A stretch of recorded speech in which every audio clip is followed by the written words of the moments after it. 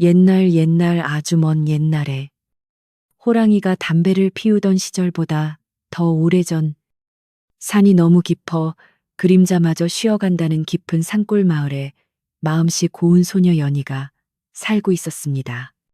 그의 겨울은 유난히도 춥고 매서워서 하늘에서 내리는 눈이 마치 하얀 소미불처럼 온 세상을 뒤덮어 버린 탓에 사람들은 문 밖으로 나갈 엄두조차 내지 못하던 때였습니다.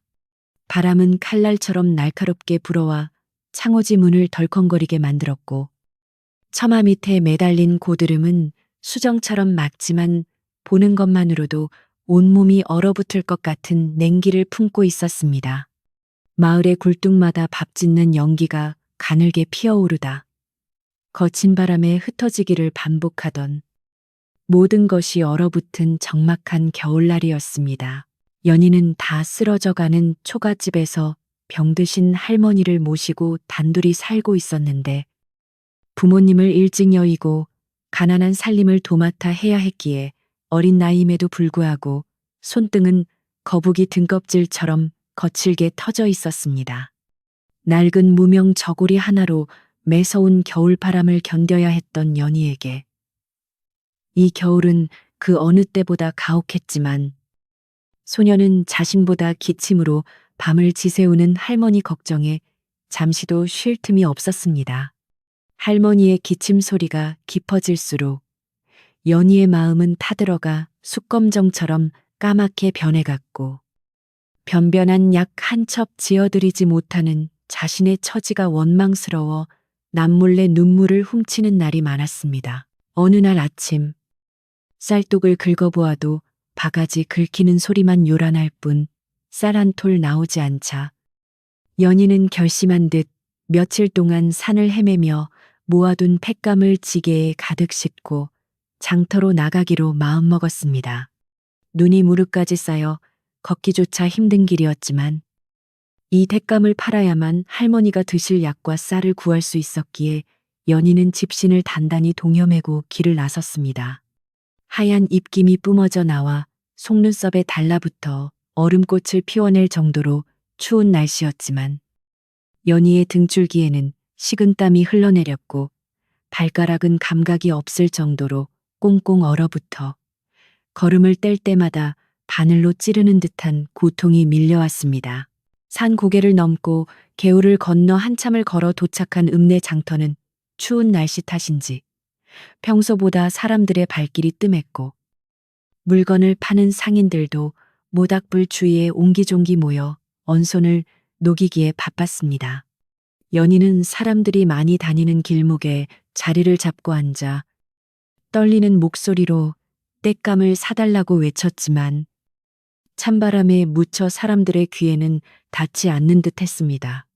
지나가는 사람들은 어린 소녀가 갱겹 옷을 입고 떨고 있는 모습을 안쓰럽게 쳐다보면서도 흉년이 들어 다들 주머니 사정이 넉넉지 않은 탓에 선뜻 지갑을 여는 사람은 없었습니다. 해가 서산으로 뉘엿뉘엿 넘어가고 시장통에 어둠이 깔리기 시작할 무렵 마음씨 좋아 보이는 한 아저씨가 연희의 딱한 사정을 보고 택감을 모두 사주겠다며 다가왔습니다. 아저씨가 건네준 엽전 몇 곳은 비록 큰 돈은 아니었지만 연희에게는 세상을 다 얻은 것만큼이나 귀하고 소중한 돈이었기에 소녀는 연신 고개를 숙여 감사 인사를 드렸습니다.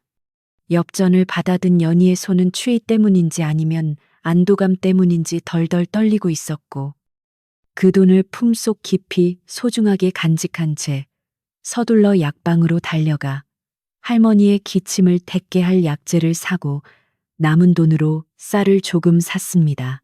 이제 집으로 돌아가 따뜻한 약을 다려드리고 밥을 지어드릴 수 있다는 생각에 연희의 발걸음은 올 때보다 훨씬 가벼웠고 매서운 밤바람도 더 이상 차갑게 느껴지지 않았습니다. 캄캄한 산길을 홀로 걸어야 했지만 품 안에 있는 약재와 쌀이 든 보따리가 뿜어내는 온기 덕분에 연희는 두려움을 잊고 부지런히 발을 놀렸습니다. 달빛이 눈 쌓인 산길을 은은하게 비추어 주고 있었고 가끔 들려오는 부엉이 울음소리가 정막을 깨트릴 뿐 세상은 고요함 속에 잠겨 있었는데 그때 연희의 귀에 짐승이 끙끙 앓는 듯한 희미한 소리가 들려왔습니다. 처음에는 바람 소리인가 싶어 무심코 지나치려 했지만 소리는 끊어질 듯 이어지며 애처롭게 들려왔고 그 소리가 나는 쪽을 향해 조심스럽게 다가가 보니 눈 구덩이 속에 무언가가 웅크리고 있는 것이 보였습니다. 가까이 다가가 자세히 들여다본 연희는 소스라치게 놀라 뒤로 물러섰는데 그곳에는 아직 젖도 떼지 못한 듯한 어린 호랑이 한 마리가 눈 속에 파묻혀 죽어가고 있었기 때문입니다. 호랑이는 산의 주인이라 불리는 무서운 맹수였기에 연희는 덜컥 겁이 났지만 어린 짐승이 추위와 배고픔에 떨며 죽어가는 모습을 보자 차마 발길이 떨어지지 않았습니다. 어린 호랑이는 며칠을 굶었는지 갈비뼈가 앙상하게 드러나 있었고 털은 젖어 얼어붙어 볼품없이 헝클어져 있었으며 눈조차 제대로 뜨지 못한 채 가쁜 숨만 몰아쉬고 있었습니다. 연희는 품속에 있는 약재와 쌀을 꼭 끌어안고 잠시 망설였는데 이 돈은 할머니를 살리기 위해 목숨처럼 귀하게 마련한 것이었기에 짐승에게 쓸 수는 없는 노릇이었습니다. 하지만 눈앞에서 꺼져가는 생명을 그냥 두고 간다면 평생 죄책감에 시달릴 것만 같았고 무엇보다 이 어린 호랑이가 불쌍해서 견딜 수가 없었습니다. 연희의 머릿속에서는 그냥 집으로 돌아가라는 생각과 생명을 구해야 한다는 생각이 치열하게 싸우고 있었습니다. 한참을 고민하던 연희는 결국 오던 길을 되돌아 산 아래 주막으로 내달리기 시작했는데 할머니에게는 정말 죄송하지만 당장 죽어가는 생명을 살리는 것이 먼저라고 생각했기 때문입니다. 숨이 턱끝까지 차오르도록 뛰어 주막에 도착한 연희는 주인 아주머니에게 사정하여 막 구입했던 약재와 쌀을 다시 돈으로 바꾸려 했지만 이미 산 물건이라 제값을 쳐주지 않아 헐값에 넘길 수밖에 없었습니다. 그렇게 마련한 돈으로 연희는 따뜻한 고기 국물과 우유를 샀는데 할머니께 드릴 약이 고작 짐승의 먹이로 바뀌었다는 사실에 가슴이 아려왔지만 꾹 참았습니다. 다시 호랑이가 있는 곳으로 돌아온 연희는 조심스럽게 호랑이의 머리를 들어 올리고 따뜻한 국물을 입가에 흘려 넣어 주었는데 처음에는 삼키지도 못하던 녀석이 온기가 느껴지자 조금씩 혀를 움직이기 시작했습니다. 연희는 자신의 낡은 목도리를 풀어 호랑이의 차가운 몸을 감싸주고 언손을 비벼 호랑이의 몸을 마사지하며 제발 살아나라고 간절히 기도했습니다. 차가웠던 호랑이의 몸에 조금씩 온기가 돌기 시작하고 희미하던 숨소리도 점차 안정을 찾아가는 것을 느끼며 연희는 안도의 한숨을 내쉬었습니다. 시간이 얼마나 흘렀을까. 죽은 듯 누워있던 어린 호랑이가 힘겹게 눈을 뜨더니 연희를 빤히 쳐다보았는데 그 눈빛은 맹수의 것이라기보다는 마치 어미를 찾는 아기의 눈빛처럼 순수하고 맑았습니다. 기운을 차린 호랑이는 자리에서 일어나 비틀거리면서도 연희의 손등을 거친 혀로 핥으며 고마움을 표시했고 연희는 그런 호랑이의 머리를 쓰다듬으며 이제 숲으로 돌아가라고 손짓했습니다. 호랑이는 자꾸만 뒤를 돌아보며 아쉬운 듯 숲속으로 사라졌고 홀로 남겨진 연희는 그제야 빈손이 된 자신의 처지를 깨닫고 털썩 주저앉았습니다. 할머니에게 드릴 약도 줄인 배를 채울 쌀도 모두 사라져버린 빈 보따리를 바라보며 연희는 하염없이 흐르는 눈물을 닦아낼 생각조차 하지 못했습니다. 매서운 겨울바람은 아까보다 더 세차게 불어와 연희의 몸을 파고들었고 어둠은 더욱 짙게 깔려 사방을 분간하기 힘들 정도였지만 연희의 마음속 추위에 비할 바가 아니었습니다. 빈손으로 집에 돌아가면 기다리고 계실 할머니를 무슨 면목으로 뵈어야 할지 막막함이 밀려와 연희는 차라리 이대로 눈 속에 파묻혀 잠들고 싶은 심정이었습니다. 하지만 집에서 홀로 자신을 기다리고 있을 할머니 생각에 연희는 무거운 몸을 일으켜 다시 걸음을 옮기기 시작했는데 발걸음은 천근만근 무거웠고 배에서는 꼬르륵 소리가 요란하게 들려왔습니다. 터벅터벅 눈길을 걸으며 연희는 아까 살려준 호랑이가 무사히 어미를 만났기를, 그리고 자신의 이 선택이 결코 헛된 일이 아니었기를 마음속으로 빌고 또 빌었습니다. 산을 내려와 마을 어귀에 다다랐을 때 멀리서 연인의 집 굴뚝에는 연기조차 나지 않고 캄캄한 어둠 속에 잠겨 있어 연희의 마음을 더욱 아프게 했습니다. 집마당에 들어선 연희는 방문을 열기 전에 잠시 멈춰 서서 호흡을 가다듬고 눈물을 닦아낸 뒤 아무 일도 없었던 것처럼 밝은 목소리로 할머니, 다녀왔습니다. 라고 외쳤습니다. 방 안에서 들려오는 할머니의 쉰기침 소리와 힘없는 대답 소리에 연희는 가슴이 미어지는 듯 했지만 짐짓 태연하게 방문을 열고 들어가 차가운 아랫목에 무릎을 꿇고 앉았습니다. 연희는 차마 쌀과 약을 샀다가 호랑이를 구하느라 다 썼다는 말은 하지 못하고 장사가 잘 안 되어 횟감을 다 팔지 못하고 그냥 돌아왔다고 하얀 거짓말을 할 수밖에 없었습니다. 할머니는 빈손으로 돌아온 손녀를 타박하기는커녕 추운 날씨에 고생했다며 얼음장 같은 연희의 손을 잡아 자신의 품에 넣고 녹여주셨습니다. 그 따뜻한 사랑에 연희는 참았던 눈물이 다시 왈칵 쏟아져 나와 할머니 품에 얼굴을 묻고 소리 없이 흐느껴 울었는데 할머니는 그런 손녀의 등을 토닥이며 위로해 주었습니다. 그날 밤 연희와 할머니는 찬바람이 숭숭 들어오는 방에서 서로의 체온에 의지한 채 줄인 배를 움켜쥐고 잠을 청해야 했고 밖에서는 굶주린 짐승들의 울음소리가 구슬프게 들려왔습니다. 연희는 잠자리에 누워서도 좀처럼 잠을 이룰 수가 없었는데 눈앞에 아른거리는 어린 호랑이의 눈빛과 배고픔에 고통스러워하실 할머니의 모습이 겹쳐 보였기 때문입니다. 천장에 얼룩진 빗물 자국을 바라보며 연희는 내일은 식바느질이라도 얻어와야겠다고 다짐하며 부디 이 긴 겨울이 빨리 지나가기만을 간절히 바랐습니다.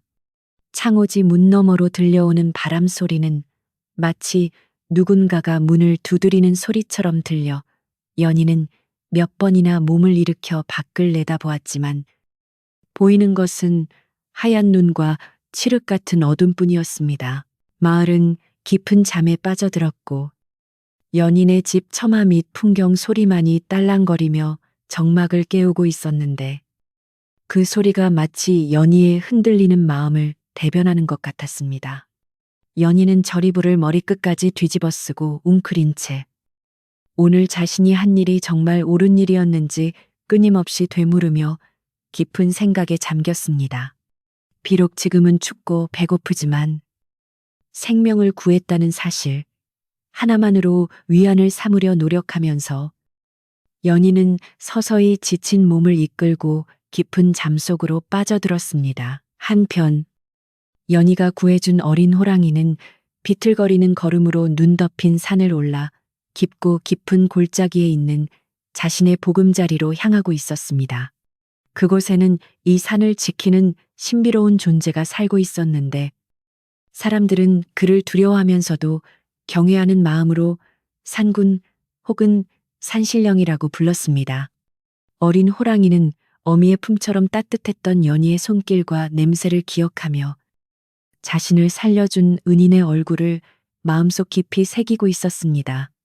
산신령은 자신의 자식이 죽음의 문턱에서 살아 돌아온 것을 알고 크게 기뻐하며 누가 자신의 아이를 구했는지 해안으로 굽어 살피고 있었습니다. 다음 날 아침 연희는 밤새 내린 눈으로 방문이 열리지 않을 정도로 쌓인 눈을 치우기 위해 일찍 일어났는데 몸은 천근만근 무겁고 머리는 열이 올라 지끈거렸습니다.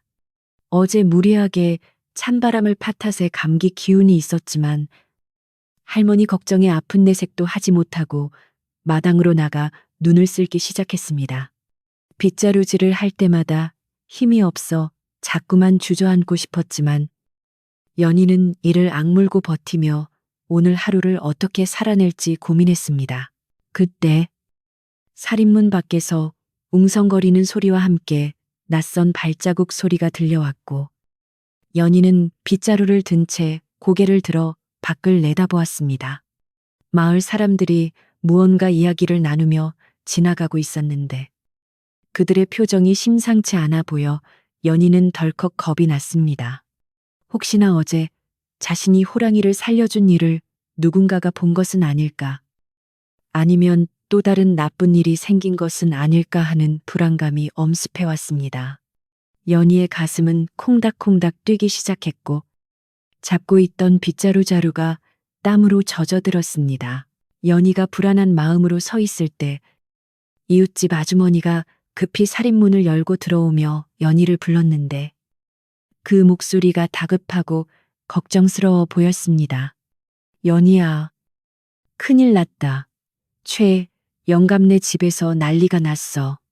아주머니의 말에 연희는 영문을 몰라 눈을 동그랗게 뜨고 아주머니를 쳐다보았는데 최 영감은 마을에서 제일 가는 부자이자 욕심쟁이로 소문난 사람이었습니다. 아주머니는 숨을 고르며 최 영감이 아끼던 물건이 없어졌다며 마을 사람들을 의심하고 있다는 소식을 전해주었습니다. 그 순간 연희의 머릿속에는 불길한 예감이 스쳐 지나갔는데 가난하다는 이유로 억울한 누명을 쓰는 일이 종종 있었기 때문입니다. 하지만 연희는 자신이 결백하기에 크게 걱정하지 않으려 했으며 아주머니에게 따뜻한 물 한 잔을 건네고 돌려보냈습니다. 그러나 아주머니가 돌아간 뒤에도 연희의 마음은 진정되지 않았고 오히려 점점 더 커져가는 불안감에 마당을 서성거렸습니다. 저 멀리서 들려오는 까마귀 울음소리가 오늘따라 더욱 불길하게 느껴지며 연희에게 다가올 시련을 예고하는 듯했습니다. 연희의 불안한 예감은 안타깝게도 조금도 빗나가지 않았는데 점심때가 채 되기도 전에 마을 어귀가 시끌벅적해지더니 험상궂은 사내들이 연인의 집 마당으로 들이닥쳤습니다. 그들의 우두머리는 마을에서 논과 밭을 가장 많이 가지고 있다는 최 영감이었는데 그는 기름진 음식을 먹어 번들거리는 얼굴에 거만한 표정을 짓고 뒷짐을 진 채 거드름을 피우며 나타났습니다. 최 영감은 두툼한 비단 옷을 몇 겹이나 껴입고 목에는 값비싼 털목도리를 두르고 있었지만 연희의 눈에는 그 모습이 마치 탐욕으로 가득 찬 곰처럼 보여 두려움보다는 거부감이 먼저 들었습니다. 최 영감은 마당에 들어서자마자 지팡이로 땅을 쿵쿵 내리치며 주인도 없는 빈집에 들어온 사람처럼 큰 소리로 고함을 치기 시작해 연희와 할머니를 깜짝 놀라게 했습니다. 이놈들아, 해가 중천에 떴는데 아직도 자빠져 자는 것이냐. 빚 갚을 생각은 안 하고 게으름만 피우고 있으니 하늘이 노할 노릇이다. 최 영감의 목소리는 마치 깨진 징소리처럼 시끄럽 불쾌하게 울려 퍼져 방 안에 누워있던 병든 할머니마저 기겁하여 몸을 일으키게 만들었습니다. 연희는 황급히 방문을 열고 나가 신발도 제대로 신지 못한 채 흙바닥에 무릎을 꿇고 머리를 조아렸습니다. 사실 연인의 부모님이 살아계실 때 흉년을 넘기기 위해 최 영감에게 쌀을 몇 가마니 빌린 적이 있었는데 부모님이 돌아가신 후 연희가 틈틈이 갚아 원금은 거의 다 갚은 상태였습니다. 하지만 최 영감은 터무니없는 이자를 붙여 빚이 눈덩이처럼 불어났다고 우기며 잊을만 하면 찾아와 행패를 부리고 집을 내놓으라고 협박하곤 했습니다. 연희는 덜덜 떨리는 목소리로 영감님, 조금만 기다려주시면 꼭 갚겠습니다. 이번 겨울만 나게 해주십시오라고 애원했지만 최 영감의 귀에는 소귀의 경일기나 다름없었습니다. 최 영감은 코웃음을 치며 연희의 초라한 행색을 위아래로 훑어보더니 내년이 무슨 수로 그 큰 돈을 갚겠느냐. 당장 돈을 내놓지 못하면 이 집이라도 내놓고 나가라며 으름장을 놓았습니다. 그는 하인들에게 눈짓하여 집안을 샅샅이 뒤지라고 명령했고 사내들은 흙발로 마루에 올라가 방문을 벌컥 열고 세간살이를 마당으로 집어 던지기 시작했습니다. 깨진 항아리와 낡은 이불들이 마당에 나뒹굴고 부엌의 솥뚜껑이 요란한 소리를 내며 떨어지자 연희는 비명을 지르며 그들을 말리려 했지만 역부족이었습니다. 방 안에서 떨고 있던 할머니는 지팡이를 짚고 겨우 기어 나와 최 영감의 바짓가랑이를 잡고 매달렸는데 영감, 제발 한 번만 봐주구려. 이 엄동설 안에 우리 늙은이와 어린 것을 내쫓으면 얼어 죽으라는 말이오라며 눈물로 호소했습니다. 하지만 피도 눈물도 없는 최 영감은 귀찮다는 듯이 할머니를 뿌리치며 내 알 바 아니다. 돈이 없으면 몸으로라도 때우든지 아니면 산속에 들어가 짐승 밥이나 되거라. 라며 모진 말을 퍼부었습니다. 바닥에 쓰러진 할머니를 부둥켜 안고 연희는 서러움에 북받쳐 오열했지만 아무도 그들을 도와주는 이는 없었습니다.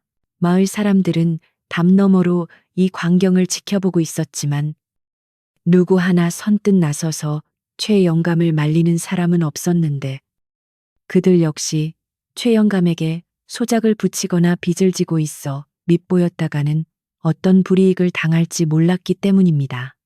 사람들은 안타까운 눈빛으로 연희와 할머니를 바라보며 혀를 찰 뿐이었고 그저 자신들에게 불똥이 튀지 않기만을 바라는 비겁한 침묵만이 감돌았습니다.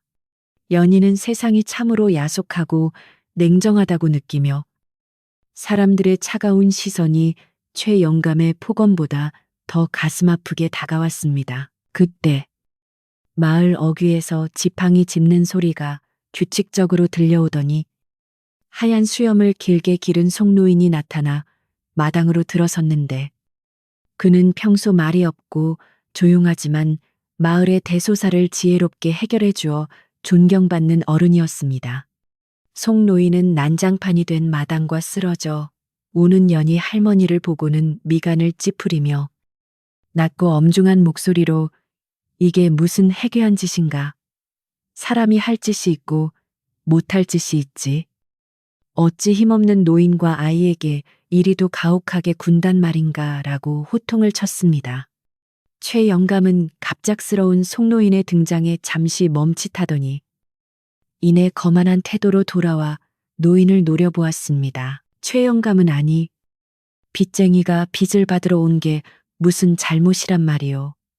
송노인은 남의 집 일에 참견 말고 갈 길이나 가시오라며 대꾸했지만 그의 목소리에는 아까와 같은 기세가 조금 꺾여 있었습니다. 송노인은 지팡이로 땅을 힘주어 짚으며 자네도 자식이 있고 부모가 있었을 터. 하늘이 무섭지 않은가. 쌓은 덕은 없어도 지은 죄는 남는 법이니 당장 이 행패를 멈추고 돌아가게라고 점잖게 꾸짖었습니다. 송노인의 눈빛은 형형하게 빛나고 있어 천하의 최 영감도 그기에 눌려 뒷걸음질을 칠 수밖에 없었습니다. 송노인의 꾸지람에 마을 사람들 사이에서도 웅성거림이 시작되었고 최 영감의 너무한 처사를 비난하는 목소리가 조금씩 들려오자 최 영감은 얼굴이 불그락 푸르락해져서 더 이상 행패를 부리기 어려운 상황이 되었습니다. 그는 두고 보자 내일 해가 질 때까지 돈을 가져오지 않으면 정말로 집을 허물어 버릴 테다라고 마지막 협박을 남기고는 하인들을 이끌고 씩씩거리며 대문을 빠져나갔습니다. 폭풍우가 휩쓸고 간 듯한 마당에는 부서진 살림살이와 상처 입은 연인의 가족, 그리고 깊은 한숨만이 남겨졌습니다. 최 영감이 사라지자 송노인은 연희에게 다가와 흙투성이가 된 연희의 손을 잡아 일으켜 세우며 놀랐지. 똥이 무서워서 피하느냐. 더러워서 피하지. 너무 마음 쓰지 말거라라고 따뜻하게 위로해 주었습니다. 송노인은 품속에서 작은 주머니 하나를 꺼내 연희의 손에 쥐어주었는데 그 안에는 보리쌀 몇 줌이 들어 있었습니다. 얼마 안 되지만 이걸로 죽이라도 쑤어 할미께 드리렴. 산입에 거미줄 칠한 법은 없으니 힘을 내야 한다는 노인의 말에 연희는 감사함과 서러움이 뒤섞여 다시금 눈물을 흘렸습니다. 송노인이 돌아간 뒤 연희는 마당에 흩어진 살림살이를 하나둘씩 정리하기 시작했는데 깨진 그릇 조각을 줍는 손끝이 추위 때문인지 슬픔 때문인지 멈추지 않고 떨렸습니다. 낡은 초가집은 더욱 초라해 보였고 기둥 하나가 흔들거리는 것이 마치 위태로운 연인의 가족의 운명과도 같아 보였습니다. 연인은 부서진 문짝을 대충 고쳐 달고 찢어진 창호지 구멍은 헝겊으로 막아 찬바람을 막아보려 애썼지만 틈새로 들어오는 황소바람을 완전히 막기에는 역부족이었습니다. 방으로 들어온 연희는 송노인이 주신 보리쌀로 묽은 죽을 쑤었는데 쌀알보다 물이 더 많은 죽이었지만 구수한 냄새가 방 안에 퍼지자 긴장했던 마음이 조금 풀리는 듯 했습니다. 할머니를 일으켜 앉히고 숟가락으로 죽을 떠서 입에 넣어드리는데 할머니는 내 새끼, 너도 한술 떠라 하며 자꾸만 숟가락을 연희 쪽으로 밀어내셨습니다. 두 사람은 서로에게 양보하다가 결국 숟가락 하나로 사이좋게 나누어 먹었는데 그 묽은 죽 한 그릇이 세상 어떤 진수성찬보다 따뜻하고 귀하게 느껴졌습니다. 해가 지고 어둠이 찾아오자 산골 마을의 추위는 더욱 기승을 부렸고 바람은 마치 굶주린 늑대떼가 울부짖는 것처럼 처마 끝을 핥히며 지나갔습니다. 연희는 아궁이에 불을 지피려 했지만 팩감이 다 떨어져 냉골이나 다름없는 방에서 얇은 이불 하나에 의지해 밤을 보내야 했습니다. 낮에 겪은 수모와 내일 닥쳐올 위협이 머릿속을 맴돌아 연희는 할머니가 잠드신 후에도 뜬 눈으로 밤을 지새우며 깊은 시름에 잠겼습니다. 정말 호랑이를 구한 것이 잘못된 선택이었을까? 그 약과 쌀만 있었더라도 이런 수모는 겪지 않았을 텐데. 연희의 마음속에는 후회와 원망이 독버섯처럼 피어올랐다가 다시 아니야. 생명을 구한 일은 무엇보다 값진 일이야라는 생각으로 바뀌기를 반복했습니다. 하지만 당장 내일 집을 비워주지 않으면 쫓겨날 처지에 놓인 현실은 너무나 가혹했고 착하게 살면 복을 받는다는 옛말이 다 거짓말처럼 느껴져 가슴이 답답해져 왔습니다. 밤이 깊어질수록 밖에서는 눈보라가 더욱 거세게 몰아쳤고 쌓인 눈의 무게를 이기지 못한 나뭇가지들이 뚝뚝 부러지는 소리가 정막을 깨트리며 공포감을 조성했습니다. 연희는 할머니의 잠든 얼굴을 물끄러미 바라보며 부모님 없이 자신을 키워주신 할머니를 끝까지 지켜드리지 못할 것 같은 죄송함에 소리 죽여 울었습니다. 연희의 눈물은 베개를 적시고 차가운 방바닥으로 스며들어 얼어붙은 땅의 냉기마저 녹일 듯 뜨거웠습니다. 그때 멀리서 산짐승의 울음소리가 들려왔는데 평소 듣던 늑대나 여우의 소리와는 달리 굵고 웅장한 소리가 산줄기를 타고 내려와 마을 전체를 감싸는 듯 했습니다. 연희는 문득 어제 자신이 구해준 어린 호랑이가 생각나 창호지 문에 귀를 대고 소리에 집중해 보았지만 울음소리는 바람소리에 묻혀 다시 희미해졌습니다. 그 녀석은 이 추운 밤을 잘 견디고 있을까? 연희는 자신의 코가 석자임에도 불구하고 산속에 있을 어린 생명을 걱정하는 자신을 발견하고 쓴웃음을 지었습니다. 최영감이 내일 다시 찾아오면 정말로 어떻게 해야 할지 막막하기만 했고 어디로 도망칠 곳도 없는 처지라 연희의 가슴은 바위 덩어리를 얹은 듯 무겁기만 했습니다. 이불 속에서 꼼지락거리는 발가락 끝이 시려와 몸을 더욱 웅크리며 연희는 제발 이 밤이 지나지 않기를, 내일 아침이 오지 않기를 바라는 어리석은 기도마저 올렸습니다. 그렇게 두려움과 추위, 배고픔 속에서 연희는 지쳐가고 있었고 의식은 점차 흐릿해지며 현실과 꿈의 경계로 넘어갔습니다. 꿈속에서 연희는 따뜻한 봄날, 꽃이 만발한 들판에 서 있었는데 어디선가 향긋한 냄새가 나고 따스한 햇살이 온몸을 감싸주어 추위를 잊을 수 있었습니다. 나비들이 춤을 추고 새들이 노래하는 평화로운 풍경 속에서 연희는 잠시나마 고통을 잊고 미소를 지을 수 있었지만 곧 검은 먹구름이 몰려오고 최영감의 얼굴을 한 괴물이 나타나 들판을 짓밟는 악몽으로 변해갔습니다. 연희는 비명을 지르며 도망치려 했지만 발이 땅에 붙어 움직이지 않았고 괴물의 거대한 손이 연희를 덮치려는 순간 잠에서 깨어났습니다. 식은땀을 흘리며 깨어난 연희는 방 안이 여전히 춥고 어둡다는 사실에 절망하며 다시 자리에 누웠는데 이번에는 조금 다른 느낌의 기운이 방 안을 감돌고 있음을 감지했습니다. 그것은 차가운 냉기가 아니라 무언가 신성하고 묵직한 기운이었는데 마치 누군가가 자신을 지켜보고 있는 듯한 느낌에 연희는 숨을 죽이고 주위를 살폈습니다.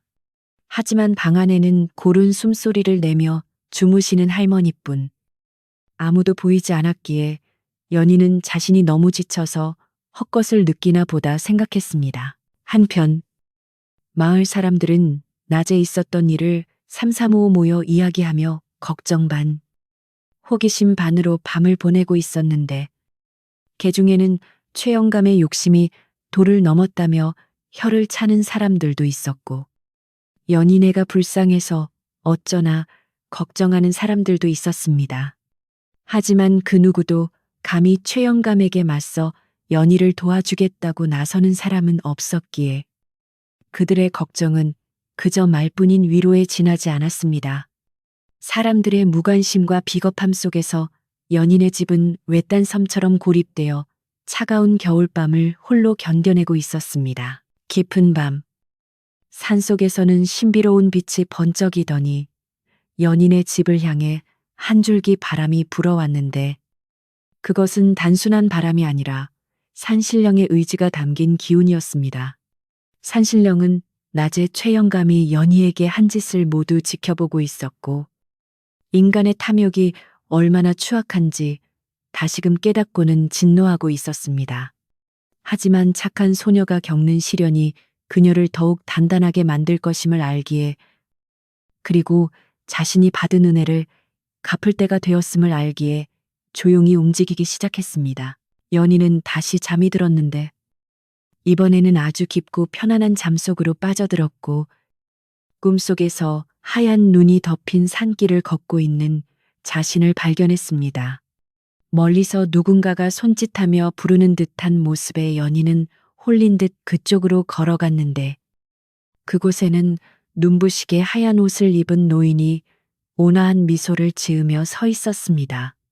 노인의 뒤로는 거대한 호랑이 한 마리가 든든하게 호위하듯 앉아 있었고 그 옆에는 어제 연희가 구해준 어린 호랑이가 꼬리를 흔들며 반가워하고 있었습니다. 꿈속의 노인은 마치 오래전부터 연희를 알고 있었다는 듯 인자한 눈빛으로 연희를 바라보았는데 그의 하얀 수염은 바람 한 점 없는 곳에서도 신비롭게 너울거리고 있었습니다. 노인은 옆에 앉아있는 거대한 호랑이의 등을 부드럽게 쓰다듬으며 네가 며칠 전 눈구덩이 속에서 구해준 그 어린 짐승이 바로 내 막내 아들이다라고 천천히 입을 열었습니다. 그 목소리는 산울림처럼 웅장하면서도 맑은 계곡물 소리처럼 청아하게 들려 연희의 마음속 깊은 곳에 남아있던 두려움과 불안을 씻은 듯이 사라지게 만들었습니다. 연희는 그제야 자신이 구한 것이 평범한 짐승이 아니라 산신령의 혈육이었음을 깨닫고 놀라움에 입을 다물지 못했습니다. 산신령은 인간들은 제 배를 채우기 위해 산의 짐승을 함부로 해치고 욕심을 부리지만 너는 춥고 배고픈 와중에도 귀한 약값을 털어 죽어가는 생명을 살렸으니 그 마음이 참으로 가상하구나 라며 칭찬을 아끼지 않았습니다. 노인은 품속에서 주먹만한 크기의 묵직한 주머니 하나를 꺼내 연희에게 건네주었는데 그 주머니에서는 눈이 부실 정도로 찬란한 금빛 광채가 새어나오고 있었습니다. 이것은 네 착한 심성에 대한 나의 작은 보답이니 부디 요긴하게 써서 내 할머니를 봉양하고 집안을 다시 일으키거라라는 말을 남기고 산신령과 호랑이들은 안개 속으로 서서히 멀어져 갔습니다. 연희는 가지 마세요. 할아버지라고 외치며 손을 뻗었지만 그 순간 닭두치는 소리와 함께 잠에서 깨어났습니다. 꿈이 너무나 생생하여 연희는 잠시 멍하니 천장을 바라보고 있었는데 꿈속의 따뜻한 기운이 아직도 방 안에 감돌고 있는 것만 같았습니다. 그런데 베개 옆에서 무언가 묵직하고 딱딱한 물체가 손끝에 닿아 소스라치게 놀라 고개를 돌려보니 꿈속에서 산신령이 주었던 그 주머니가 실제로 놓여 있는 것이 아니겠습니까? 연희는 떨리는 손으로 주머니 끈을 풀었고 그 안에서 쏟아져 나온 것은 어둠 속에서도 영롱하게 빛나는 순금 덩어리들이었습니다. 이게 꿈인가 생시인가 싶어 연희는 자신의 볼을 꼬집어 보았지만 분명한 현실이었고 차가운 금덩어리의 감촉이 손바닥에 전해지자 가슴이 벅차올라 숨을 제대로 쉴 수가 없었습니다. 연희는 금덩어리를 가슴에 품고 감사의 눈물을 흘리며 산 쪽을 향해 수없이 절을 올렸습니다. 이제 빚을 갚는 것은 물론이고 할머니에게 좋은 약과 맛있는 음식을 드릴 수 있게 되었다는 사실에 연희의 마음은 날아갈 듯 가벼워졌습니다. 하지만 혹시라도 누군가 이 사실을 알게 되면 곤란해질 수 있기에 연희는 금덩어리를 깊숙한 곳에 숨기고 그중 가장 작은 조각 하나만을 챙겼습니다. 날이 밝자마자 연희는 서둘러 채비를 하고 읍내로 나갈 준비를 했는데 어제와 달리 발걸음에는 힘이 넘쳤고 표정에는 생기가 돌았습니다. 할머니는 어디를 그리 급히 가느냐며 걱정스런 눈빛으로 물으셨지만 연희는 잠시 다녀올 곳이 있어요.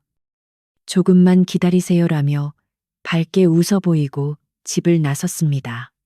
눈 쌓인 산길을 내려가는 동안 연희는 혹시라도 길가에 숨어 있는 사람이 있을까봐 주위를 두리번거리며 조심스럽게 걸음을 옮겼습니다. 마을 어귀를 지나갈 때 최영감의 집 쪽을 쳐다보았지만 다행히 대문은 굳게 닫혀 있었고 개 짖는 소리만 요란했습니다. 읍내에 도착한 연희는 사람들이 붐비는 장터를 피해 조용한 금은방을 찾아 들어갔는데 주인은 어린 소녀가 금을 가지고 온 것을 보고 처음에는 의심스러운 눈초리로 쳐다보았습니다. 하지만 연희가 돌아가신 부모님이 남겨주신 유일한 유산인데 급해서 처분하려 합니다라고 침착하게 둘러대자 주인은 금의 순도를 확인하고는 깜짝 놀라며 후한 값을 쳐주었습니다.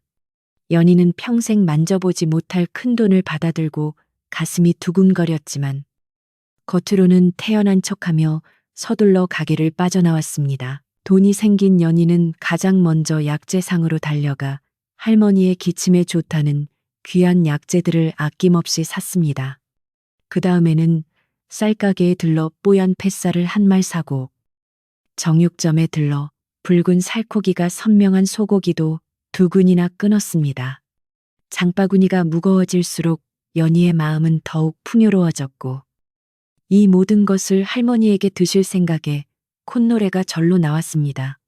돌아오는 길에 연희는 혹시라도 마을 사람들이 장바구니 속을 볼까봐 겉옷으로 덮어 가리는 치밀함도 잊지 않았습니다. 집으로 돌아온 연희는 곧바로 부엌으로 들어가 불을 지피기 시작했는데 오랫동안 찬밥 신세였던 아궁이에 활활 타오르는 장작불이 들어가자 온 집안에 온기가 퍼지기 시작했습니다. 연희는 정성스럽게 쌀을 씻어 밥을 안치고 소고기를 잘게 썰어 넣고 무국을 끓였는데 고소한 참기름 냄새와 구수한 고깃국 냄새가 어우러져 환상적인 향기를 만들어냈습니다. 그 냄새는 굴뚝을 타고 올라가 바람을 타고 온 마을로 퍼져나갔는데 흉년이라 다들 풀죽이나 쑤어 먹던 시절의 고기 굽는 냄새는 사람들의 코를 자극하기에 충분했습니다. 방 안에 누워있던 할머니는 어디선가 풍겨오는 맛있는 냄새에 코를 벌름거리며 몸을 일으키셨는데 이게 무슨 냄새냐, 꿈속에서 잔치라도 벌어진 게냐, 라며 의아해하셨습니다. 연희는 밥상을 차려들고 방으로 들어가며 할머니, 이제 걱정 마세요. 제가 맛있는 고깃국 끓여왔어요라고 말했습니다. 김이 모락모락 나는 하얀 쌀밥과 기름기가 둥둥 뜬 소고기 무국을 본 할머니는 눈이 휘둥그레지며 이 귀한 걸 어디서 났느냐? 혹시 나쁜 짓이라도 한 건 아니겠지? 라며 덜컥 겁부터 먹으셨습니다. 연희는 할머니의 손을 꼭 잡고 안심시키며 아니에요. 할머니, 하늘이 도우셔서 운 좋게 돈이 생겼어요. 자세한 건 나중에 말씀드릴 테니 어서 드세요라고 달래드렸습니다. 할머니는 손녀의 말을 믿고 떨리는 손으로 숟가락을 드셨는데 따뜻한 국물 한 모금이 목을 타고 넘어가자 얼어붙었던 몸이 녹아내리는 듯 했습니다. 며칠 만에 제대로 된 식사를 하신 할머니의 얼굴에는 화색이 돌았고 연희는 그 모습을 바라보는 것만으로도 배가 부른 듯 행복한 미소를 지었습니다. 하지만 이 평화로운 시간은 그리 오래가지 못했는데 연인의 집 굴뚝에서 피어오르는 연기와 고기 냄새가 하필이면 마시를 나왔던 최영감 집 하인의 코에 들어가고 말았기 때문입니다. 하인은 킁킁거리며 냄새의 진원지를 찾아 연인의 집 담벼락까지 왔고 찢어진 창호지 틈으로 연희와 할머니가 고깃국을 먹는 모습을 훔쳐보고는 소스라치게 놀랐습니다. 아니, 어제까지만 해도 굶어 죽겠다던 것들이 소고기 국을 먹어 이건 분명히 수상해. 하인은 헐레벌떡 집으로 달려가 주인 최영감에게 이 사실을 고해 바쳤습니다.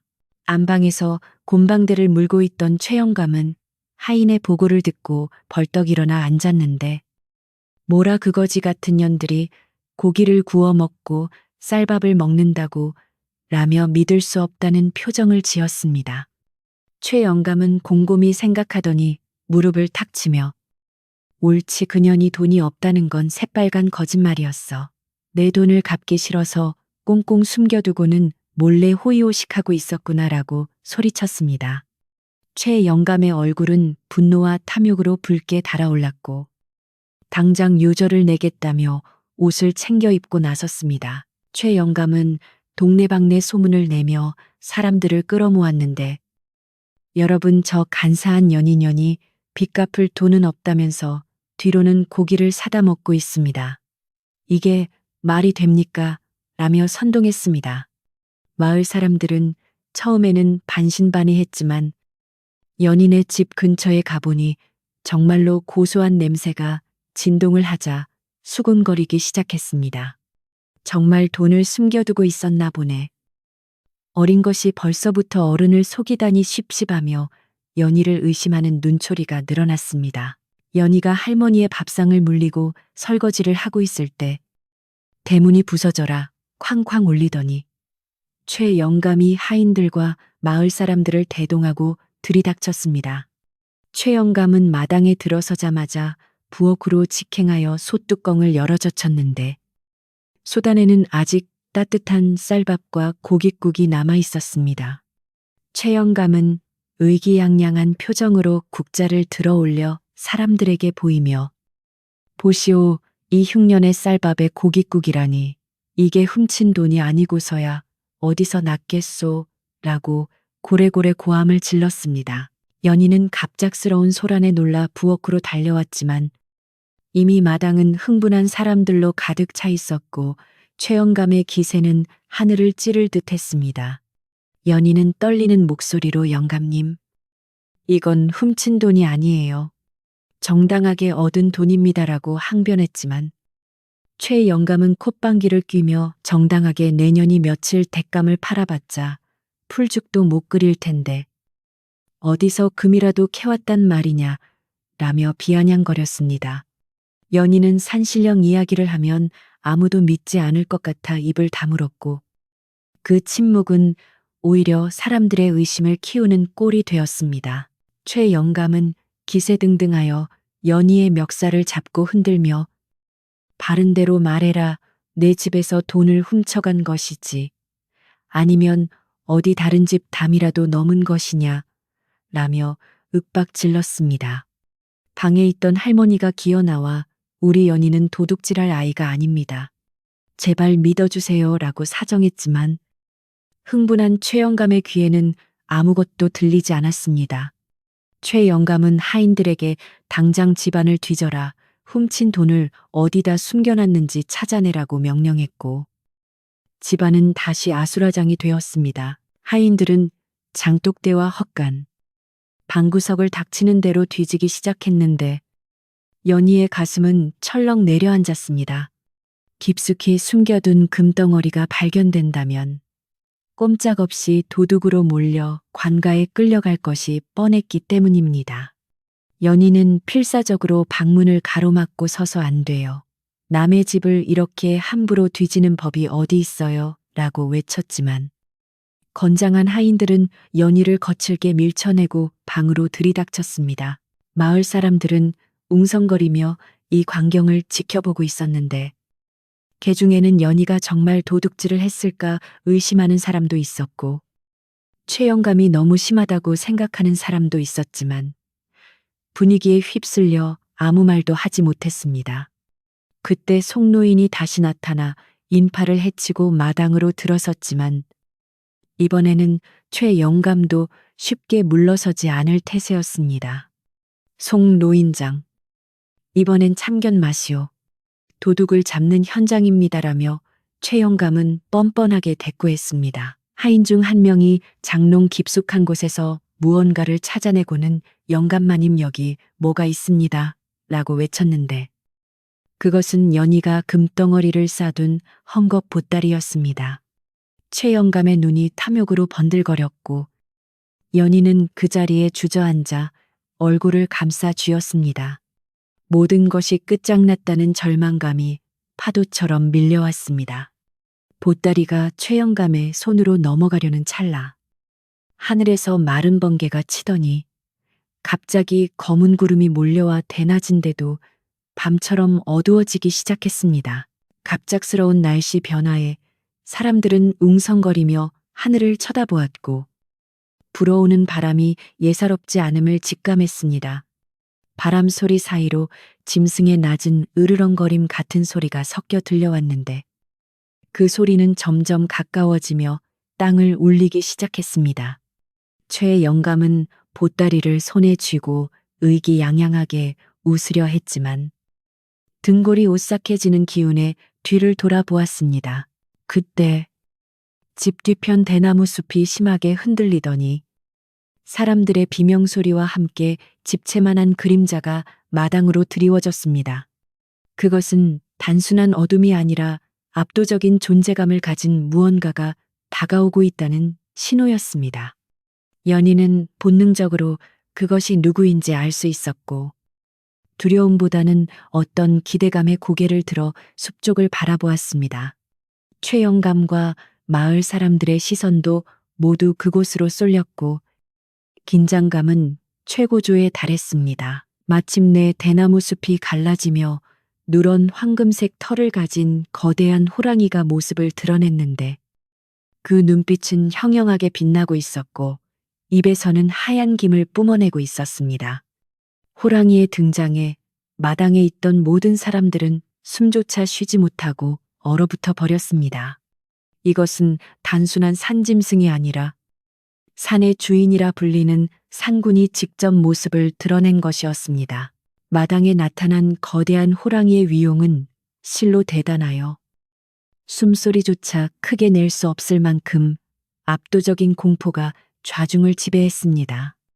호랑이의 덩치는 황소보다 훨씬 커 보였고 등줄기를 따라 흐르는 검은 줄무늬는 마치 살아 움직이는 그림자처럼 꿈틀거렸으며 무엇보다 그 눈빛은 화로 속의 불꽃처럼 이글거리고 있어 감히 마주볼 엄두가 나지 않았습니다.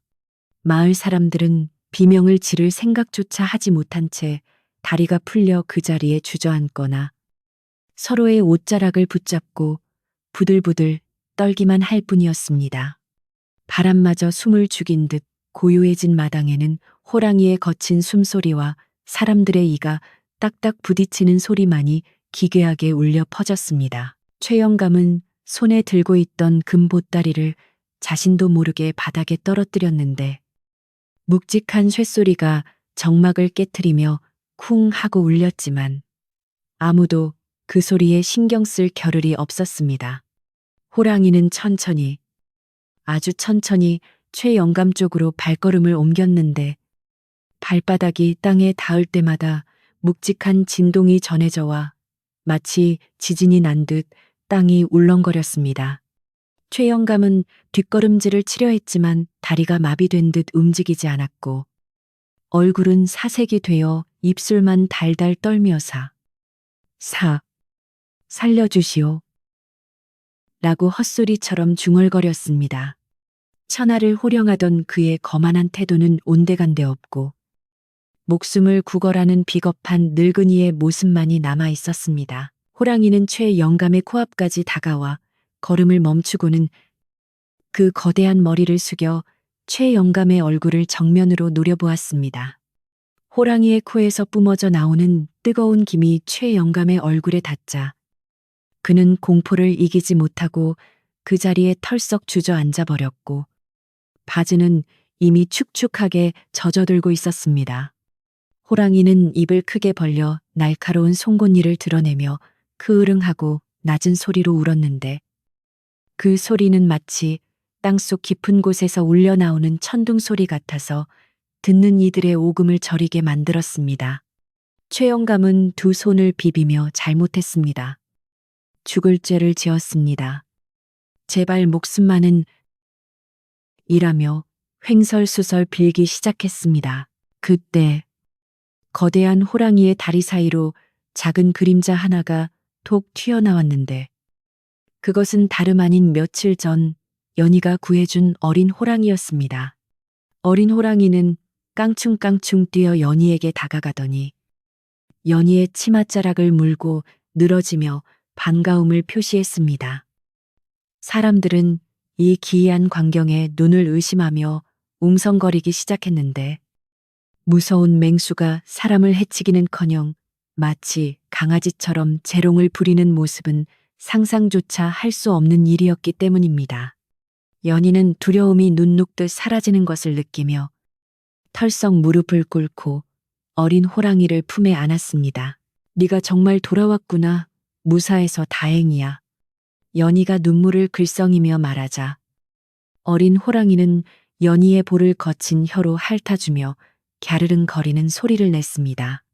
거대한 어미 호랑이도 그 모습을 지켜보다가 연희에게 다가와 머리를 부드럽게 비벼대었는데 그 거친 털의 감촉에서 맹수의 살기가 아닌 따뜻한 온기가 느껴졌습니다. 마을 사람들은 그제야 이 호랑이들이 연희를 해치러 온 것이 아니라 오히려 연희를 지키러 왔다는 사실을 깨닫고 경악을 금치 못했습니다. 연희는 용기를 내어 마을 사람들과 최영감을 향해 외쳤습니다. 보세요. 이 어린 호랑이가 제가 며칠 전 택감을 판 돈으로 살려낸 생명입니다. 그리고 저 큰 호랑이는 산신령님의 사자이고요. 이 금덩어리는 산신령님께서 제게 주신 선물이지 결코 훔친 것이 아닙니다. 연희의 목소리는 떨리고 있었지만 그 어느 때보다 힘이 실려 있었고 진실함이 묻어났습니다. 어린 호랑이가 연희의 말에 동의하듯 캉캉하고 지저대자 사람들은 고개를 끄덕이며 연희의 말을 믿기 시작했습니다. 이 모습을 지켜보던 송노인이 앞으로 나서며 지팡이로 땅을 탁탁 치고는 큰 소리로 말했습니다. 자, 보시오들 짐승도 은혜를 알고 찾아오는데 사람이 되어서 어찌 죄 없는 아이를 도둑으로 몰아세운단 말이오. 상군께서 친히 내려와 증명해 주시니 이보다 더 확실한 증거가 어디 있겠소. 송노인의 호통에 마을 사람들은 부끄러움에 고개를 들지 못했고 여기저기서 우리가 잘못 생각했네. 연희가 참으로 기특한 일을 했구먼 하는 탄식과 자책의 목소리가 터져 나왔습니다. 그러나 아직 상황을 받아들이지 못한 최영감은 엎드린 채로 눈을 흘기며 아니야. 저건 요물이야. 전현이 여우에 홀린 게 분명해. 금은 내 거야. 라고 마지막 발악을 했습니다. 그 순간 어미 호랑이가 고개를 돌려 최영감을 향해 벼락 같은 포효를 내질렀습니다. 어흥하는 소리가 어찌나 큰지 집 기둥이 흔들리고 마당의 흙먼지가 회오리 바람처럼 솟구쳐 올랐습니다. 그 소리에는 단순한 분노를 넘어선 탐욕스러운 인간에 대한 자연의 준엄한 꾸짖음이 담겨 있었습니다. 호랑이의 포효 한 방에 최영감의 혼은 몸 밖으로 달아난 듯했고 그는 아이고 나 죽네라고 비명을 지르며 네 발로 기어서 도망치기 시작했습니다. 신발이 벗겨지는 줄도 모르고 가시 날아가 상투가 풀어헤쳐진 것도 모른 채 최영감은 마치 미친 사람처럼 대문 밖으로 내달렸습니다. 그 뒤를 이어 최영감의 하인들도 살려주세요를 연발하며 주랭랑을 쳤는데 그 모습이 어찌나 우스꽝스럽고 처량한지 비겁한 자들의 말로를 여실히 보여주었습니다. 최영감이 사라지자 마당을 감싸고 있던 살벌한 기운은 거짓말처럼 사라졌고 거대한 호랑이는 다시 온화한 표정으로 돌아와 연희를 바라보았습니다. 호랑이는 마치 작별 인사라도 하듯 연희의 주위를 한 바퀴 천천히 돌더니 바닥에 떨어진 금 보따리를 입으로 물어 연희의 앞에 툭 내려놓았습니다. 그리고는 어린 호랑이를 데리고 대나무 숲 쪽으로 몸을 돌렸는데 그 뒷모습이 마치 산 그 자체인 양 웅장하고 신비로웠습니다. 연희는 멀어지는 호랑이들을 향해 큰 절을 올리며 고맙습니다. 산신령님 고마워. 호랑아, 은혜 잊지 않을게라고 목이 터져라 외쳤습니다. 어린 호랑이는 숲으로 들어가기 직전 다시 한번 뒤를 돌아보며 꼬리를 흔들어 주었고 이내 두 호랑이는 안개 속으로 스며들듯 사라져 버렸습니다. 호랑이들이 사라진 자리에는 향긋한 솔잎 향기만이 은은하게 남아 있었고 먹구름이 겉인 하늘에서는 다시 따스한 햇살이 비치기 시작했습니다. 마당에 남은 마을 사람들은 한동안 멍하니 숲 쪽을 바라보다가 하나둘씩 연희에게 다가와 사과의 말을 건네기 시작했습니다. 연희야, 우리가 미안하다. 최영감 말만 듣고 너를 의심했구나. 어린 것이 얼마나 무서웠을꼬. 정말 미안하네. 사람들의 표정에는 진심 어린 미안함이 가득했고 어떤 아주머니는 연희의 흙투성이 된 옷을 털어주며 눈물을 글썽이기도 했습니다. 연희는 아니에요. 오해가 풀렸으니 다행이에요라며 씩씩하게 웃어 보였지만 긴장이 풀리자 다리에 힘이 빠져 비틀거렸습니다. 방 안에 숨죽이고 있던 할머니가 지팡이를 짚고 나와 연희를 와락 끌어안았습니다. 내 새끼. 장하다 호랑이가 널 살리고 우리 집을 살렸구나. 할머니의 눈물 젖은 목소리에 연희도 참았던 눈물을 터뜨리며 할머니 품에 안겼습니다. 두 사람의 포옹을 지켜보던 마을 사람들은 코끝이 찡해짐을 느끼며 십시일반으로 힘을 모아 난장판이 된 마당을 치워주기 시작했습니다. 누군가는 부서진 장독 뚜껑을 맞추고 누군가는 쏟아진 쌀을 쓸어 담으며 그들은 최영감 때문에 더럽혀진 연인의 집을 다시 예전의 모습으로 돌려놓으려 애썼습니다. 송노인은 바닥에 놓인 금보따리를 집어들어 먼지를 털어내고는 정중하게 연희에게 건네주었습니다. 이건 하늘이 네 착한 마음씨에 내린 상이다. 아무도 탐낼 자격이 없으니 이제 안심하고 잘 쓰도록 하거라. 노인의 말에 연희는 두 손으로 보따리를 받아들고 깊이 고개를 숙였습니다. 금덩어리의 묵직한 무게가 손에 전해져 왔지만 이제는 더 이상 두렵거나 숨겨야 할 물건이 아닌 당당한 자신의 재산으로 느껴졌습니다. 사람들은 마당을 대충 정리한 뒤에도 쉬이 자리를 뜨지 못했는데 방금 겪은 신비한 일에 대한 흥분이 가라앉지 않았기 때문입니다. 그들은 삼삼오오 모여 앉아 호랑이가 얼마나 컸는지 최 영감이 얼마나 꼴사납게 도망쳤는지를 이야기하며 웃음꽃을 피웠습니다. 최 영감의 횡포에 눌려 살던 마을 사람들에게 오늘 일은 단순한 구경거리가 아니라 오랜 체증이 내려가는 듯한 통쾌한 사건이었기에 그들의 이야기는 끝이 없었습니다. 연희는 부엌으로 들어가 남은 쌀로 다시 밥을 짓고 국을 데워 밖으로 가지고 나왔습니다. 어르신들 놀라셨을 텐데 따뜻한 국이라도 한 그릇씩 드시고 가세요. 넉넉지 않은 살림이었지만 연희는 마을 사람들에게 음식을 대접하고 싶었습니다. 사람들은 아이고, 우리가 무슨 염치로 라며 사양했지만 연희의 간곡한 권유에 못 이기는 척 숟가락을 들었습니다. 비록 그릇수는 모자라 돌아가며 먹어야 했지만 함께 나누는 국물 맛은 그 어느 때보다 구수하고 달았습니다. 해가 서산 너머로 완전히 기울고 저녁놀이 붉게 타오를 때쯤 마을 사람들은 하나둘씩 집으로 돌아갔습니다. 돌아가는 그들의 뒷모습은 올 때와 달리 한결 가볍고 따뜻해 보였습니다.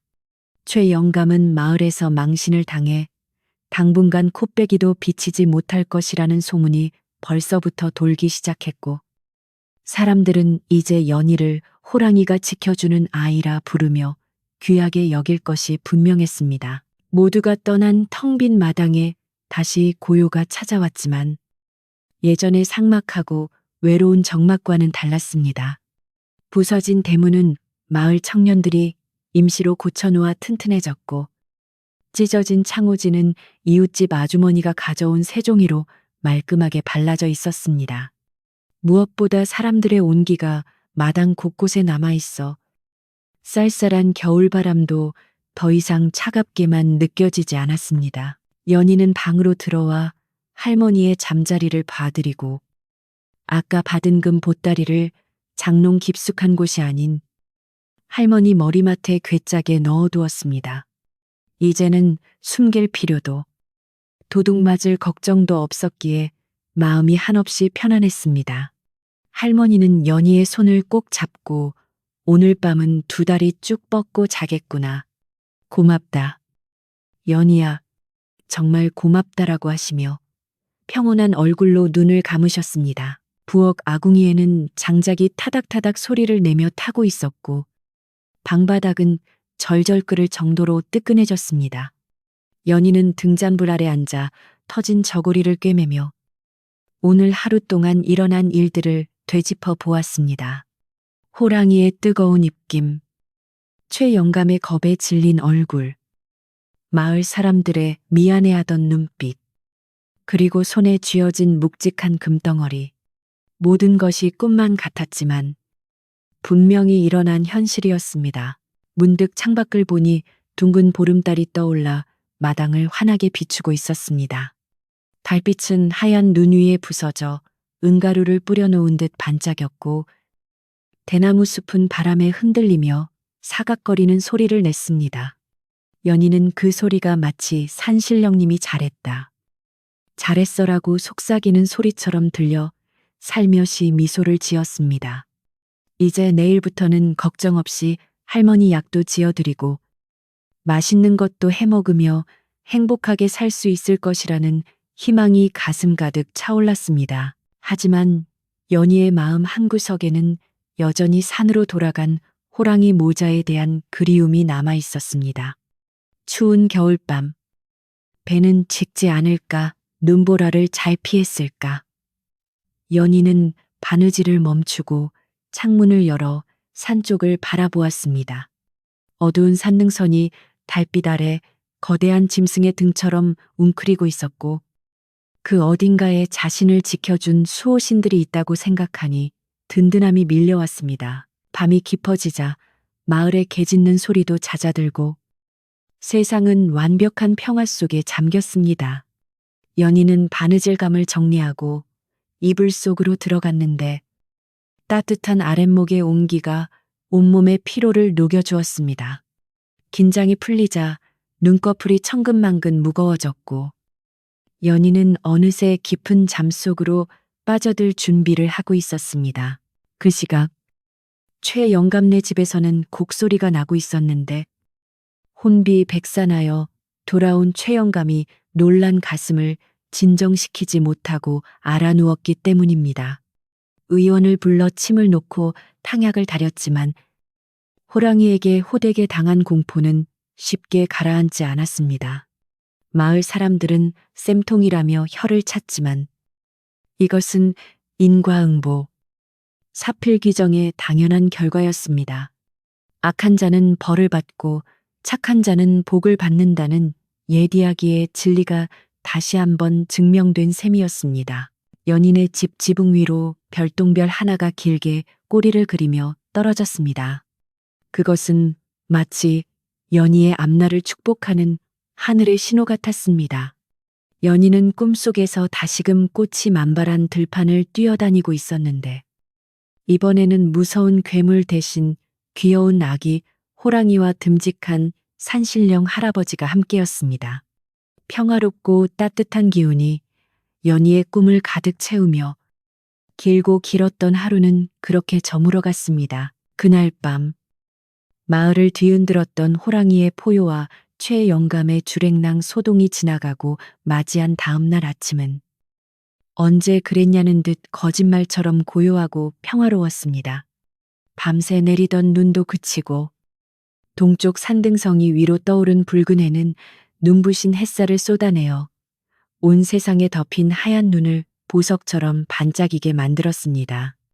연희는 찢어진 창호지 틈으로 들어오는 따스한 햇살에 눈을 떴는데 지난밤의 일이 꿈이 아니었음을 확인하듯 머리맡에는 금보따리가 얌전히 놓여 있었고 방 안에는 여전히 따뜻한 온기가 남아 있었습니다. 마당으로 나가 기지개를 켜는 연희의 몸은 솜털처럼 가벼웠고 폐 속 깊이 들어오는 아침 공기는 더 이상 차갑지 않고 상쾌하기만 했습니다. 연희가 마당에 눈을 쓸고 있을 때 대문 밖에서 쭈뼛거리는 인기척이 느껴져 내다보니 최영감네 집 하인 하나가 고개를 푹 숙인 채 서 있었습니다. 그는 연희와 눈도 제대로 마주치지 못한 채 떨리는 손으로 두툼한 봉투 하나를 내밀었는데 그것은 최영감이 그동안 마을 사람들에게 억지로 빼앗아갔던 차용증과 논문서들이었습니다. 하인은 영감마님께서 밤새 호랑이에게 쫓기는 악몽에 시달리시더니 아침에 깨어나자마자 제발 이것들을 돌려주고 용서를 빌라고 하셨습니다라고 전했습니다. 천하의 욕심쟁이 최영감이 호랑이의 위험 앞에 완전히 굴복하여 개과천선한 것입니다. 연희는 그 문서를 받아들고 곧바로 송노인을 찾아가 상의했는데 송노인은 허허 웃으며 마을 사람들을 모두 마을 회관 앞 마당으로 불러 모았습니다. 송노인이 연희에게 받은 문서들을 하나하나 호명하며 주인에게 돌려주자 사람들 사이에서는 환호성과 통곡이 동시에 터져 나왔습니다.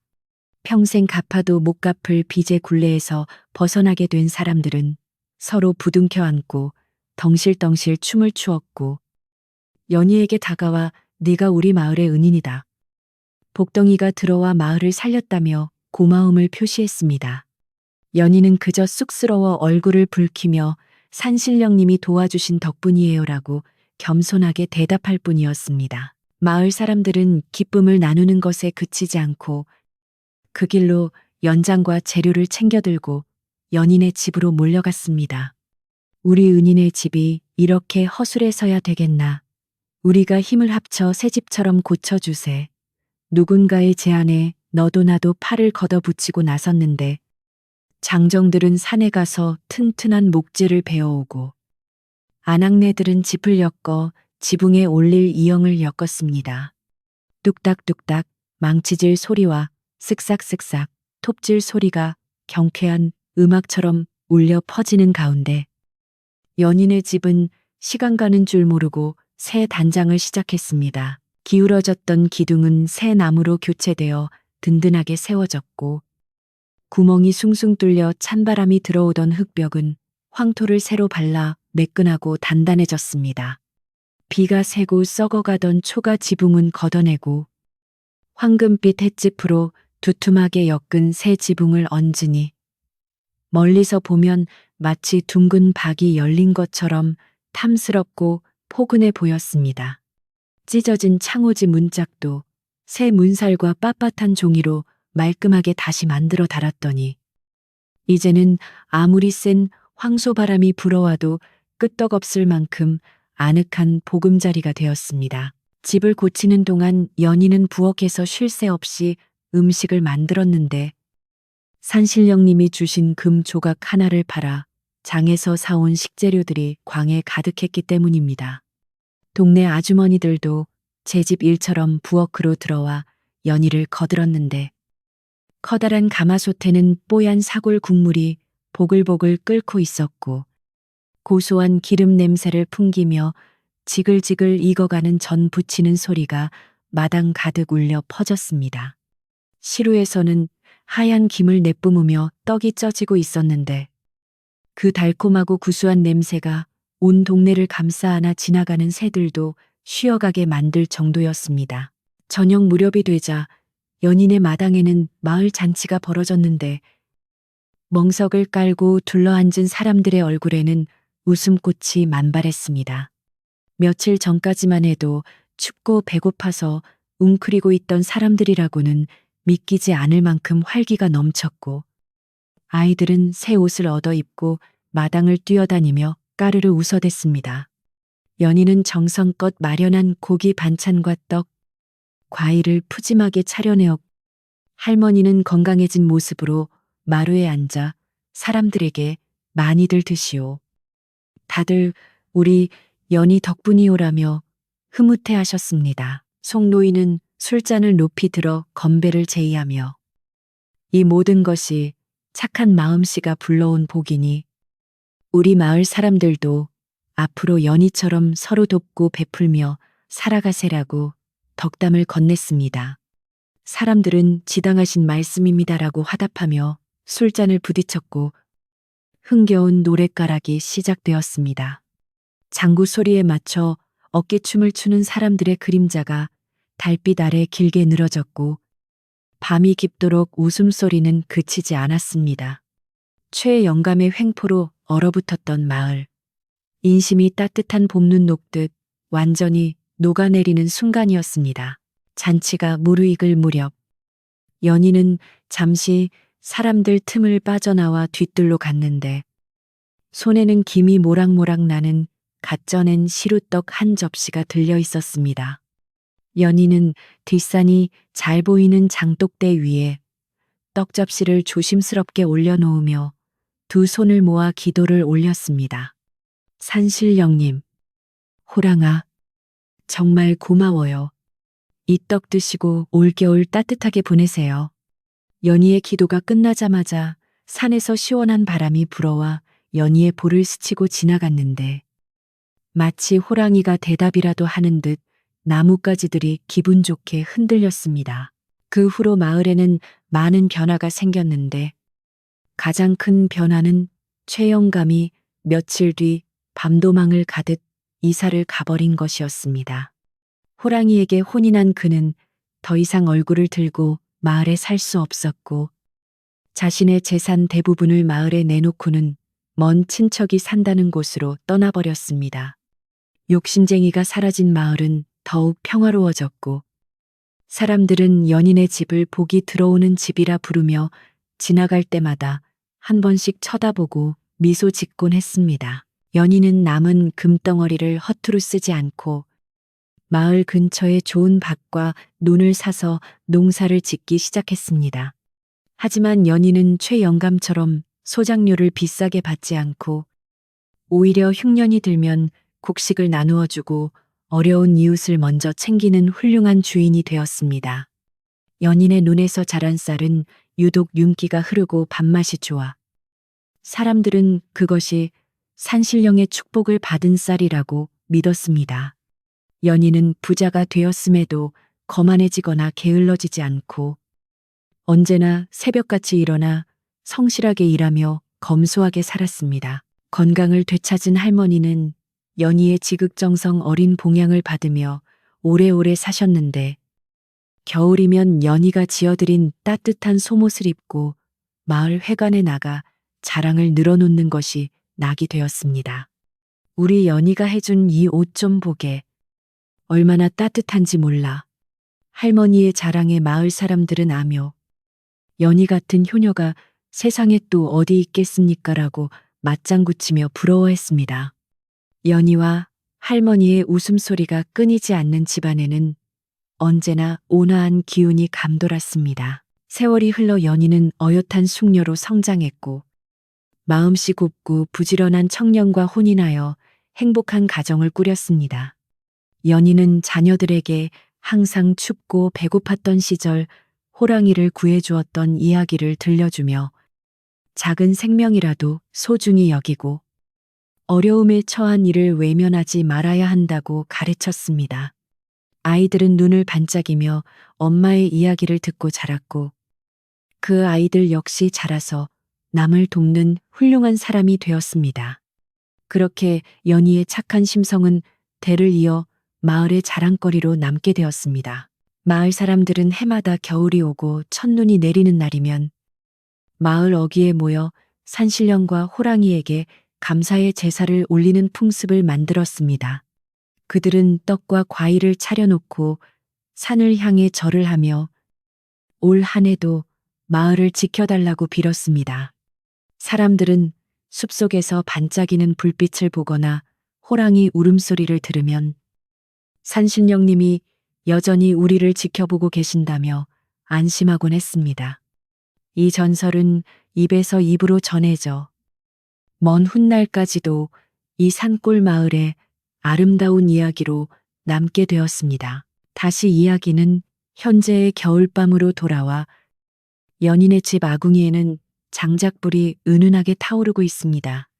잘 마른 장작이 타면서 나는 타닥타닥 소리는 마치 자장가처럼 들리고 굴뚝으로 피어오르는 하얀 연기는 밤하늘의 별빛과 어우러져 평화로운 풍경을 만들어냅니다. 방안 아랫목은 손을 대면 뜨거울 정도로 따뜻하게 데워져 있고 두툼한 목화솜이 불 밑에는 콩 볶는 듯한 고소한 냄새와 함께 포근함이 가득합니다. 할머니는 이미 깊은 잠에 드셔 고른 숨소리를 내고 계시고 연희도 하루의 일과를 마치고 할머니 곁에 나란히 누웠습니다. 창호지 문 너머로 들려오는 바람 소리는 이제 더 이상 무서운 짐승의 울음소리가 아니라 산이 불러주는 부드러운 노래처럼 들립니다. 연희는 눈을 감고 지난날 눈 속에서 만났던 어린 호랑이의 맑은 눈망울을 떠올려 봅니다. 어디선가 잘 살고 있을 그 친구에게 마음속으로 안부를 전하며 연희의 입가에는 옅은 미소가 번집니다. 오늘 밤 여러분도 연희처럼 따뜻한 이불 속에서 편안함을 느끼고 계신가요? 착한 마음이 결국 복을 부른다는 이 옛날 이야기가 고단한 하루를 보낸 여러분의 마음에 작은 위로가 되었기를 바랍니다. 세상이 아무리 차갑고 험해도 어딘가에는 분명 우리를 지켜주는 따뜻한 존재가 있고 진실한 마음은 언젠가 반드시 통한다는 믿음을 가지고 잠자리에 드시길 바랍니다. 마당에 소복소복 눈 쌓이는 소리가 들려옵니다. 사락사락, 사락사락. 그 소리는 마치 세상의 모든 근심과 걱정을 하얗게 덮어주는 듯합니다. 내일 아침에 눈을 뜨면 연희가 맞이했던 그 눈부신 아침 햇살처럼 여러분에게도 희망차고 맑은 하루가 기다리고 있을 것입니다. 이제 등잔불을 끄고 어둠이 방안을 채우게 할 시간입니다. 어둠은 두려움이 아니라 휴식과 평안을 주는 친구입니다. 연인의 집 처마 끝에 매달린 풍경이 바람에 흔들려 댕그랑, 댕그랑 맑은 소리를 냅니다. 그 소리를 따라 여러분의 의식도 서서히 꿈의 나라로 흘러갑니다. 따뜻한 아랫목의 온기가 등허리를 타고 온몸으로 퍼져나가고 눈꺼풀은 천근만근 무거워집니다.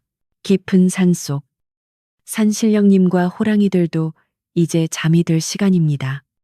온 세상이 고요한 잠속에 빠져든 이 밤, 여러분도 모든 시름 내려놓고 꿀맛 같은 단잠 주무시길 바랍니다. 꿈속에서는 연희처럼 꽃이 만발한 들판을 거닐거나 그리운 사람들과 만나 따뜻한 밥 한 끼 나누는 행복한 꿈 꾸세요. 자, 이제 이야기는 끝이 났습니다. 옛날 어느 산골 마을, 착한 소녀 연희와 호랑이의 이야기는 여러분의 머리맡에 작은 등불로 남아 밤새 여러분의 꿈자리를 지켜줄 것입니다. 편안히 주무세요. 아주 깊고 평화로운 밤이 되시기를.